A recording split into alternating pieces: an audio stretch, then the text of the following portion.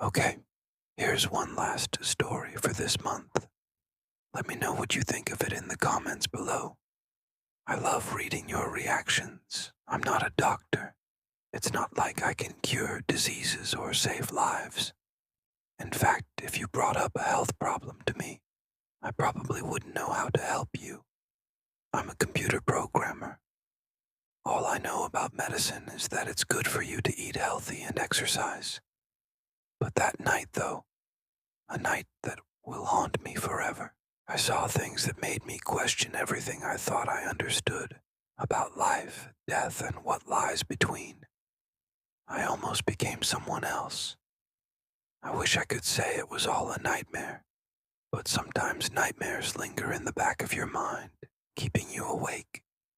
I'll tell you what happened to me so you can decide for yourself whether I went crazy that night or if I actually witnessed something terrifying. And please, if you want to spare my family the trauma of trying to put my stories in a grave, don't tell anyone I was missing after I finished telling you this story. I know it sounds dramatic, but that's how determined I am to hide this from my loved ones. Here goes nothing. It all started when I saw a post on a forum about strange places to visit at night. This user posted, "Can you imagine going inside a deserted hospital?" I did. And it was hell. They described how they visited a place called the Children's Hospital in the middle of the night. They wrote, "The air grew colder and colder the deeper I ventured in, even though the outside temperature was warm. There were 3 doors ahead, each unmarked. One opened to a bathroom full of rusty instruments. Another led to a room with a single bed, no windows, and padded walls.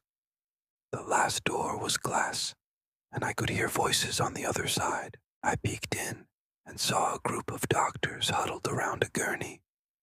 They didn't seem to notice me. I felt a tap on my shoulder and jumped. It was one of the doctors. He asked, 'Looking for someone?' I said I didn't mean to intrude. The man grinned. 'They're not real patients. We just play pretend so we don't forget how to treat people.' Before I could ask any more questions, he pointed to the gurney. 'Do you want to participate?' Before I could answer, he was dragging me onto the gurney. I struggled against him until I saw the smile creep across his face. Then I knew I didn't want to participate. I kicked him where it hurt the most. He yelled and lost control of me. I ran out of that place, slamming the door behind me. I thought it was a prank, a fake story meant to scare people. But maybe it was. Maybe it was just a fake story. I know that hospitals are among the most dangerous places for paranormal activity because there's so much suffering, so many souls stuck between life and death. So I wanted to experience that energy. I was interested in research. I needed data. One day in college, I told my friends about my idea to go to the abandoned city hospital, which closed down 25 years ago. "Dude, you're gonna get killed," said Mark, half joking. "I can check it out," I said, pretending to be fearless, though my legs were shaking beneath me. So I started planning. 2 weeks later, the night before my planned visit, I learned that the hospital was supposed to be demolished the next day. So I was only buying a few hours to enter this place. At midnight, I arrived. It was massive, the biggest building I'd ever seen. The main entrance was locked, but a side window was broken. Inside, it was like walking into a graveyard. Silence everywhere, filled with shadows. But then I heard footsteps. I ran. I ran until I reached a dead end. The footsteps followed me. I turned around slowly. They stopped.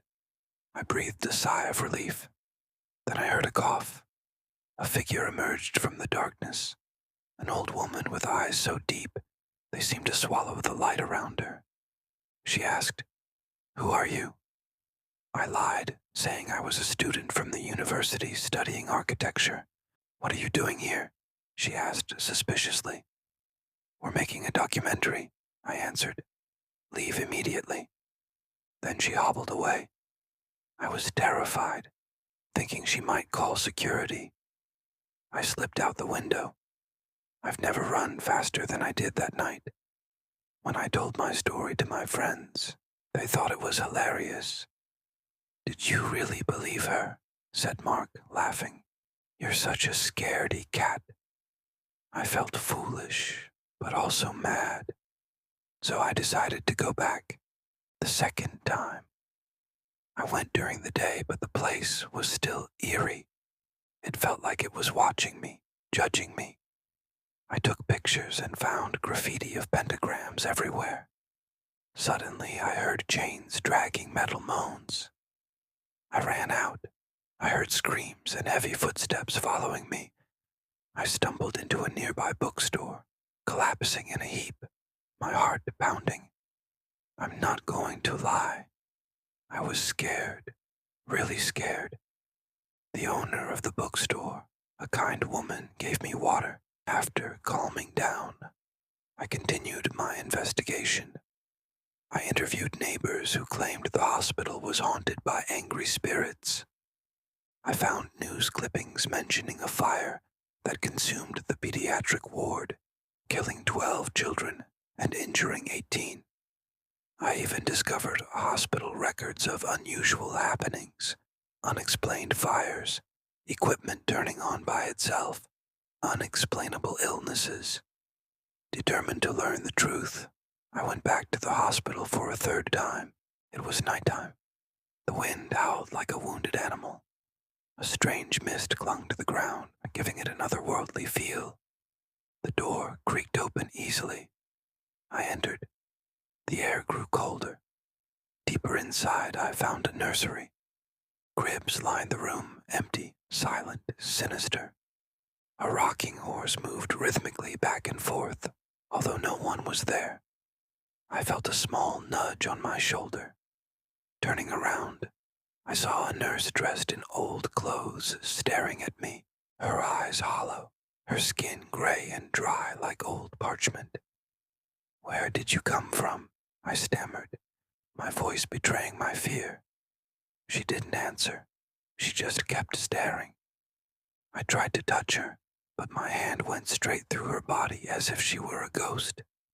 Terrified, I fled, hearing her raspy voice echoing behind me. "You shouldn't be here.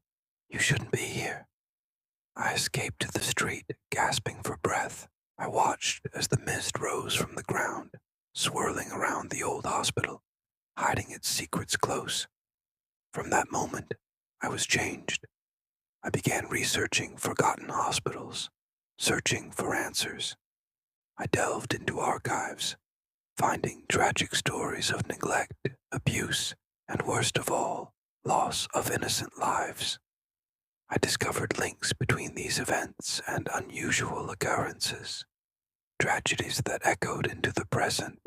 I learned that some wounds run deeper than flesh. Some losses leave scars on the soul of a place, creating echoes that resonate long after the physical scars have faded. What I witnessed that night was more than a haunting. It was a testament to the resilience of the human spirit in the face of unimaginable tragedy. It was a reminder that some doors are best left unopened, some mysteries are better left unsolved. If you're listening to this, I haven't come back yet. I'm still investigating. Please, if you see a haunted hospital, stay away.